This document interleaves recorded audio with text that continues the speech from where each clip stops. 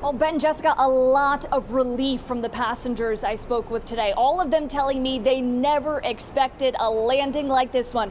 They say they knew something was wrong the moment their plane took a dramatic left turn.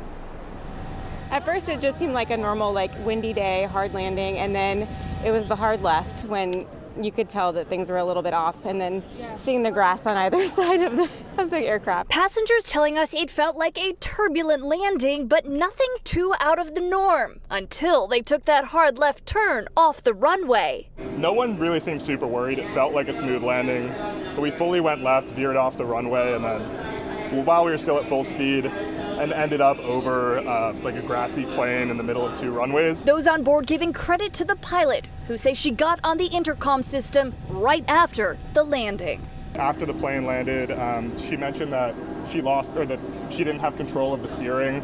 Not that it was her fault, but that something seemed wrong with the plane. I'm sure they'll investigate thoroughly and they'll figure out exactly what happened, but all that matters is everybody's safe, thank God. Now, some passengers tell me they are dealing with the confusion that comes with finding their luggage. Some saying they don't know where it is or when they'll be able to get it. Live at Logan, Emily Maha, WCVB News Center 5. Yeah, that's the next thing. Emily, thank you. All right, let's go live to our Sarah Kanji. So Sarah's been talking to passengers who are pretty calm about all of this. Sarah.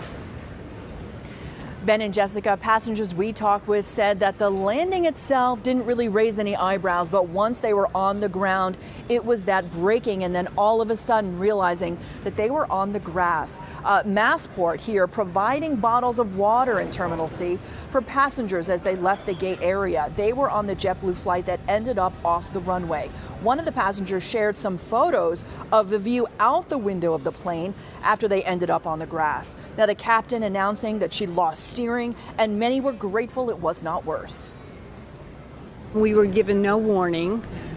We landed, and it felt like she pulled on the brakes. We had a fabulous pilot, and then the next thing we knew, people were looking out the window and saw that we were on the grass. What was it like when you're looking out the window and you see grass? Yeah, I mean, it was scary. I'm like, this isn't supposed to be how it is. So definitely it was a little trippy to realize something was wrong.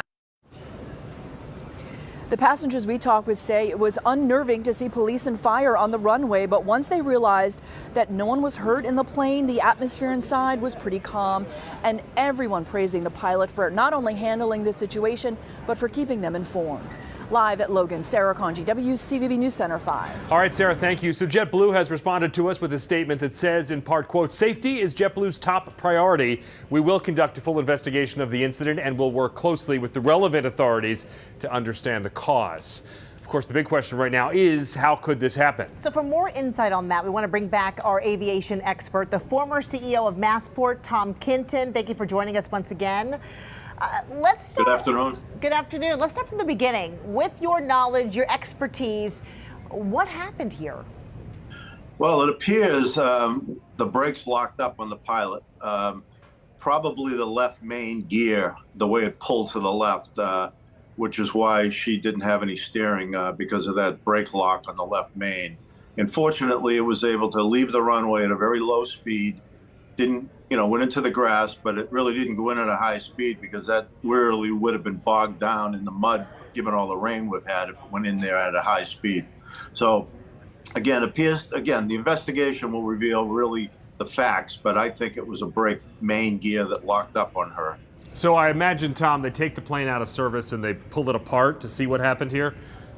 Yeah, that plane just recently got towed out of there. They'll tow it to a hangar. The investigation will ensue. FAA flight standards, perhaps NTSB, not sure. JetBlue mechanics and whatnot will be all over that plane, and there'll be a report forthcoming as to what's revealed in the investigation. You know, we're hearing from passengers, and you just imagine you're on a plane and the pilot says they lost their steering. Concerning for passengers. I mean, there's a lot of flight anxiety out there. You know, what would you say to flyers? I mean, we've seen instances similar to this. What would you say to people who are flying, those passengers who got off that plane today, to kind of ease that concern, if at all? Yeah, I mean, I can't blame passengers for the anxiety levels. It's been a tough 2025 so far this year for the aviation industry. When you look at what happened over the Potomac, up in Toronto, down in Philadelphia, this morning in India, a terrible, terrible accident, and now this one here in Boston. What I would say is, when you look at the numbers, TSA screens in this country, on average, every day, 2.5 million passengers. They all fly in hundreds of flights, and they land and depart safely every day. So there are incidents, but it's still the safest way to travel. All right, Tom Kenton, thanks for your expertise. We appreciate it, Tom. Thank you. Okay, thank you. All right, so as we have reported, delays have been getting longer as the afternoon wears on. Our John Atwater is live at Logan with this part of our coverage. John.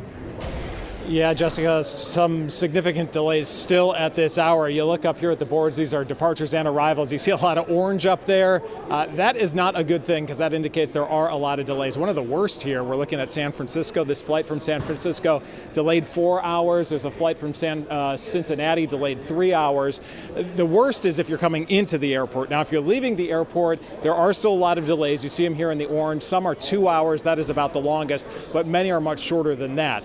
So this is still going to impact the airport through the night, but you can see here in Terminal A, a number of people here at the Delta counter, but it is not crowded. And over here at the TSA lines, you can see people moving through just fine. So you might get through TSA no problem, but once you get to the gate, you may be waiting as they take care of all of this backlog here. We're live at the airport. John Atwater, WCVB News Center 5.